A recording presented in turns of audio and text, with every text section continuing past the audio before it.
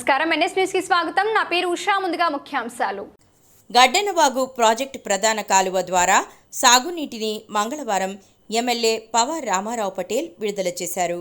Project పూర్తి స్థాయిలో నిండకపోయినప్పటికీ ప్రస్తుతం వరి నాట్ల సమయం కావడంతో రైతుల సమస్యను దృష్టిలో ఉంచుకొని నీటిని విడుదల చేయడం జరిగిందన్నారు. కున్సర, కామోల్, పున్పూర్తో పాటు పలు గ్రామాల రైతులకు నీటి విడుదల వల్ల ఉపయోగకరంగా ఉంటుందన్నారు. వర్షాలు పుష్కలంగా కురిసి ప్రాజెక్టులు, చెరువులు నిండి పంటలు పండాలని ఆయన ఆకాంక్షించారు.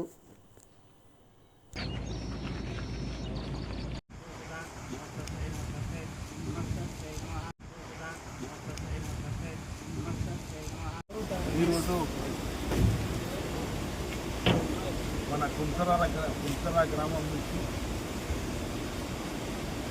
వాదేగామ గ్రామంలో ఉప్పూర్ దాని తర్వాత ఉత్తపూర్ పశువుల వద్ద వర్షాలు తక్కువ కాలంలో నాటు వేయడానికి ఇబ్బంది కలుగుతుందని అక్కడ రైతు సోదరులు రావడంతో చెరువు పూర్తిగా రెండకుండా కూడా డిపార్ట్మెంట్ మాట్లాడు జనాన్ని స్టార్ట్ చేస్తాను.